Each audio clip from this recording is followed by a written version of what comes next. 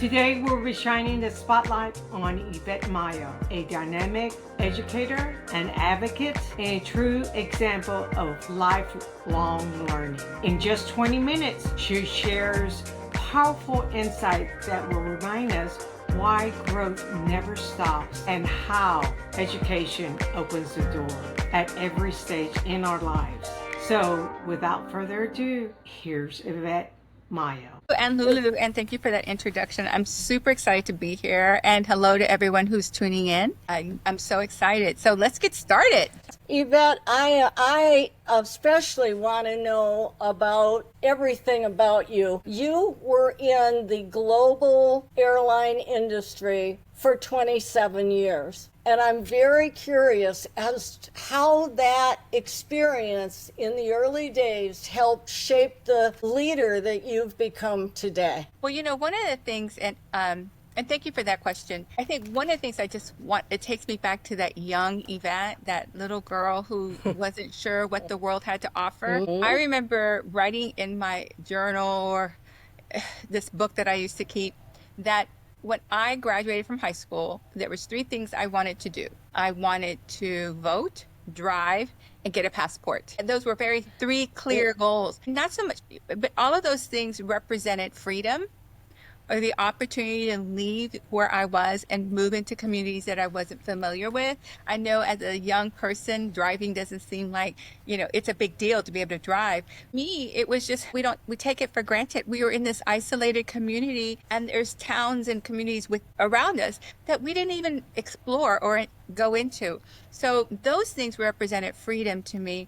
And I've always been a history buff, so I've always been in tune to things that are happening in the world, historical places, or just world history. So for me, the passport presented even more freedom to be able to explore that curiosity of those other spaces. Yeah. So I graduated, went to college, and did all that. And ironically enough, it was the idea of working for an airline. I had moved to Texas, and then I was separated from my family. And so the job at first became a necessity. It was that connection between myself and my family in another state. But then it was back to that young girl dream of being able to travel and explore. So what it did, it really fostered something important in me to be able to do what I wanted to do, something that meant something to me, to see the world. So in the years that I had a chance to work at Continental Airlines, one of the things that I did get to do was see the world. So I've flown over the North Pole. I have traveled throughout Europe. I've gone to Hong Kong and Japan.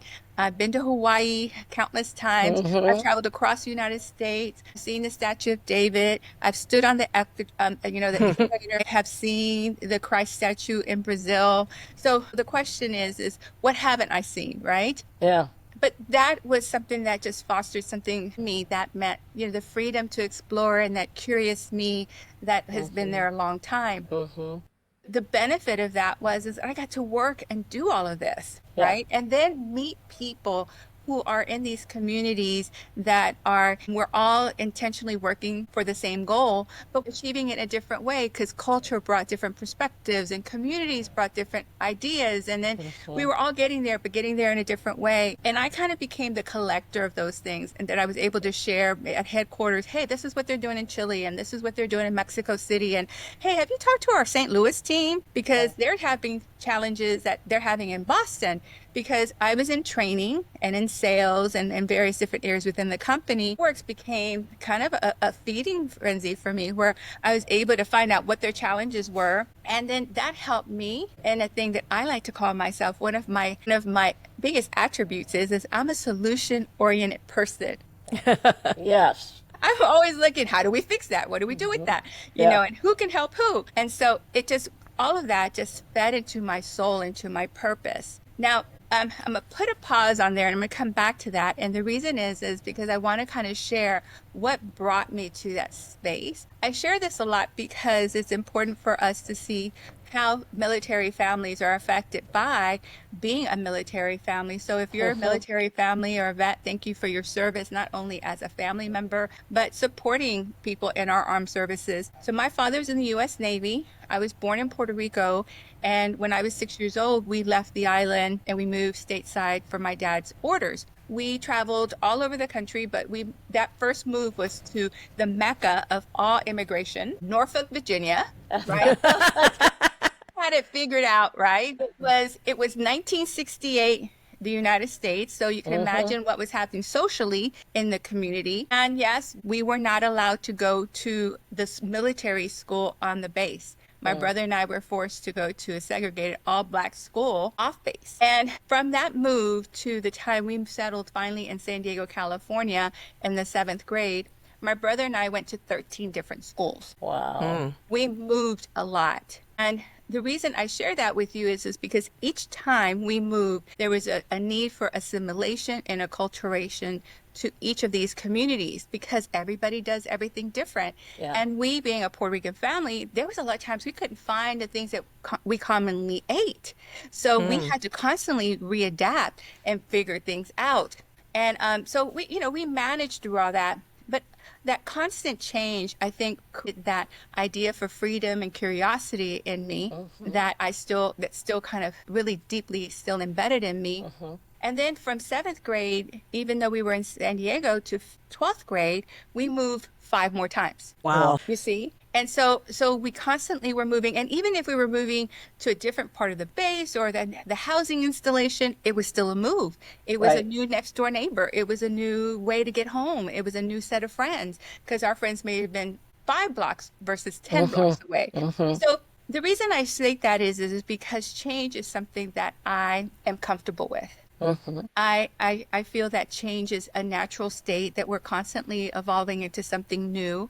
And then where that leads me to is that when I got into the airline industry, I did banking before that and did other types of, other industries before I came to Continental. But it was there where I realized that change was a constant. It was a 24-hour operation. There were, before, when people made a reservation and flew on the plane, 20 people touched their reservation or their money or their bags, and there was something always going on. There was always a certain dynamic, and that intrigued me. And it was a great place to learn. I learned so much. But it wasn't until I got involved in the professional development. I was in training. I got to train not only our domestic and international teams in sales and marketing globally, but I also was responsible for our partners. Yeah. So I was able to bring their cultural components into our business so that way we can create a happy medium. And I always found myself to be that conduit of change between communities. And I don't have a problem connecting people and putting the right people with the right solution because that's just how I'm wired. Now, it can be unnerving for some people. They call me high energy and hyper, all kinds of other names. But it's just because my brain is always working and finding that solution. Yeah. So for me, being in that, working for Continental Airlines was important to me because, to be honest with you, if you were to cut my wrist, little blue airplanes would fly out. It was just embedded in me. But it just gave me something where the work that I did, I felt had purpose. I really got to be happy with the things that I was doing. And so to me, I've been able to kind of catapult from that in my personal career. Wow. Well, Yvette, you're such a great inspiration to all of us. And can you tell the audience, when you first started Your Soy, I Am LC, can you tell the audience a little bit more about that particular business that you started way back when? God, because I've known you forever. Oh my God. So that business started in 2004. Just let you know, it's been that long since I left corporate America and started my own business. So if you are an entrepreneur and you were either forced into that role or migrated into that role, however reason you got there, I want to just kind of come back to the idea of how you felt, feeling. What happened or what was going on in your world at the time that made you either leave and start this company or move into that space of entrepreneurship and explore it, or were you forced into it? The reason I say that is because I left corporate America because I was not happy. I did a lot of work. I met my goals. I was very productive. The organization had changed a lot. Leadership had changed a lot. The direction of the company had changed. And it no longer was in alignment with me. meaning that the idea of change and being a conduit between communities and all of that, a lot of that started to deteriorate away. And one of the biggest challenges is how I felt. So my husband at the time we met and married at Continental, and he was over the call center. So he was given a call center in Florida. So we decided that our family was going to stay together. We weren't going to do him in Florida, me in Texas. So I used that opportunity to leave and start Yo Soy I Am. Now, Yo Soy I Am LLC, it's about helping teams understand the cultural aspects of the intention of it was the cultural aspects of business. And companies create great marketing strategies and working strategies to develop their teams, or maybe even, or most importantly, to generate revenue. Don't understand how culture impacts all those strategies. Are they serving a Hispanic community? Is the growth in one community African American or aging? Were they factoring cultural aspects into strategy to make sure that they were adapting? Since I did that internally, I decided that as a consultant and as a trainer and a facilitator, that I was always going to bring culture into the company or the conversation, the learning, the speech on stage. It was always about how culture impacts growth.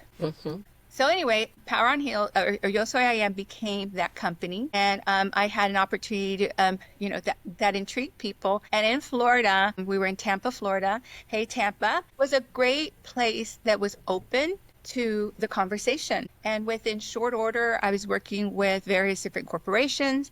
I was being invited to speak to different organizations. Chase was a great partner. State Farm was a great partner. And then I even got appointed to the mayor's first Multicultural Business Development Council. And I was the first person appointed to that first year of that council. And because they saw the change and the evolution of business in the community.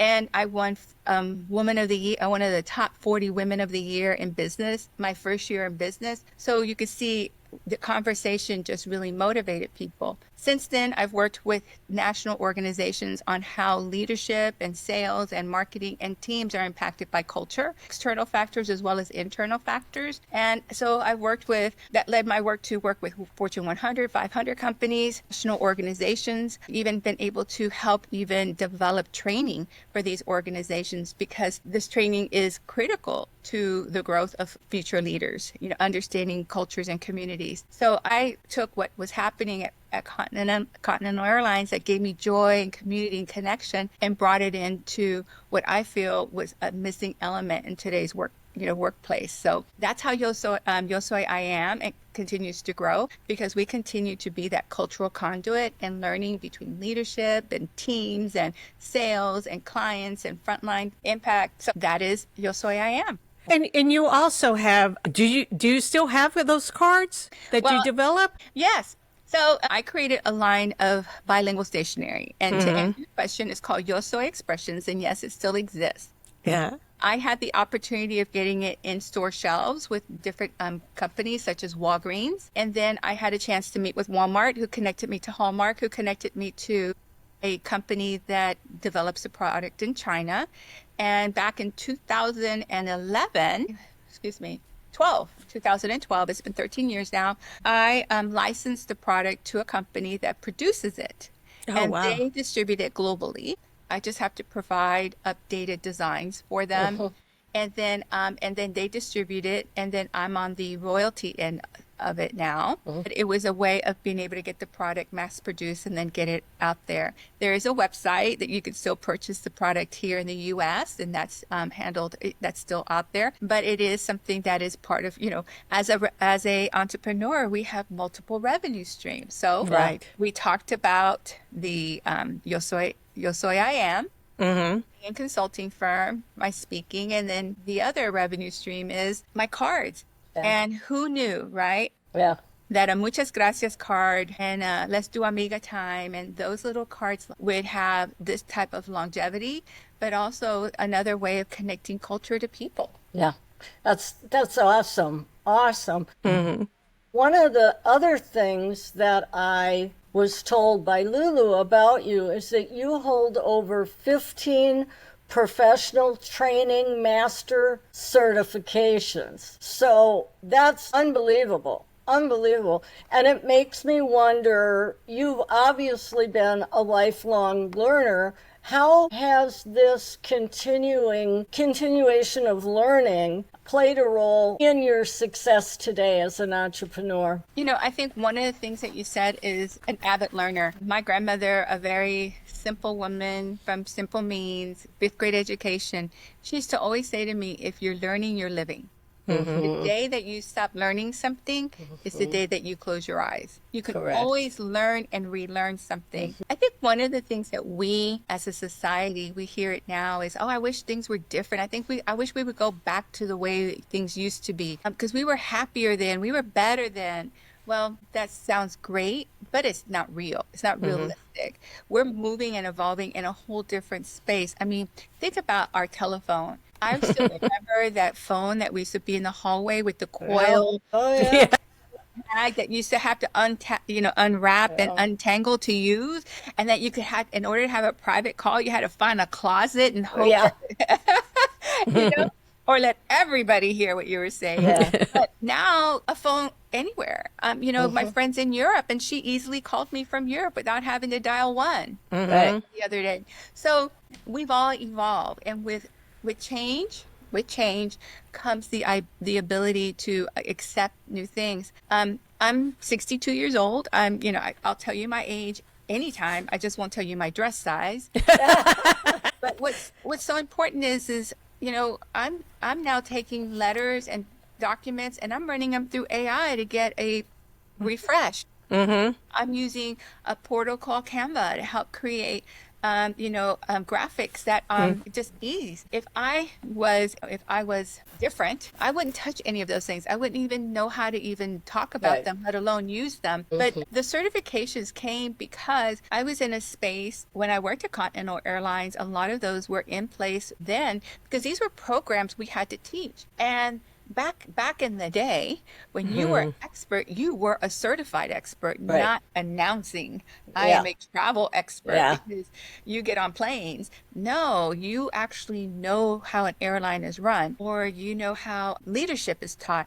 There's all these professed experts. But how? And I always question people who say, "Oh, I have a coach," and I go, everybody says they're a coach, right? Right. Well, what are they coaching? Yeah. It's almost like everybody's a life coach. Well, Yeah. like how is your life? Or you hear people who kind of say, I'm going to teach you how to make six figures. Well, show me your bank account.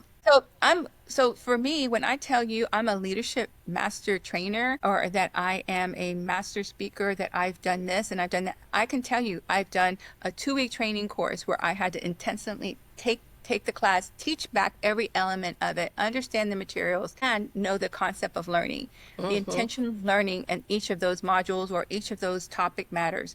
So I take that very personally, because when somebody says, well, how do you know? And I said, because I do know. Yeah. Yeah. Right. And I take that personally. So over the years, 15 I started this at 35 and now I'm 62, divided out, you're like, but yeah, I'm constantly learning. My stack of books behind me are about learning in leadership, in sales, and interpersonal skills, and areas that you always want to get that different perspective and bring that in, because everybody picks up something different. Everybody learns differently. And I think it's important to be that the person who is in front of the room, that I am the authoritarian of the topic. I know this topic. Right. And I want you to know that authoritarian is a bad word. Let me just take that back, but I am the expert.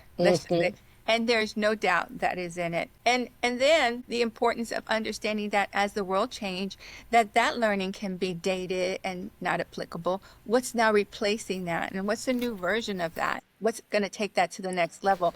So I'm always re-upping my skill sets. Those words are so powerful because you constantly have to be learning about AI, you talk about Canva. Well, and keep in mind though, is that, and if you don't learn it, you still have to know enough about it where you can think about let's use a very important tool and application that business owners use, which is QuickBooks.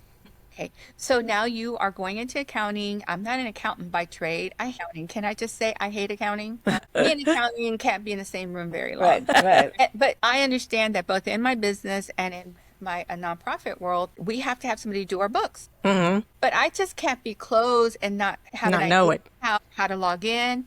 What kind of reports can I ask? What am I looking at? What are they mean? How do I know? So they can give you an explanation, but I still have to know. And so it may not be for you to learn it, for you to master it, but you need to know enough about it where you know how it could benefit you. And so here you are, you have a real need. You don't realize that there is something out there that can help you. And if you can't do it, you have to find somebody who can help you do it. Right. Right. So I think that learning is very critical at any state. And that happens a lot with, for instance, some of my coaching clients, because yes, I am a coach, my coaching clients who are leaving the workspace and moving into entrepreneurship. One of the biggest transitions is that they know what they know. Now they have to go into marketing and selling and accounting and the various different other layers of their business. Yeah, you're an expert in finance and you're an expert in whatever the case whatever field you had in IT or whatever in your corporate career. But now how do you translate that into a business? Somebody still has to turn on the... That was Yvette Mayo. Thoughtful, inspiring, and full of purpose. To see her full episodes, check out Lifelong Learning, a Key to Success on YouTube or your favorite podcast that you listen to. Until next time, keep learning and keep growing. And don't forget to subscribe to our channel. We appreciate it so much. Until next time, here's artists, icons, and entrepreneurs. Thank you.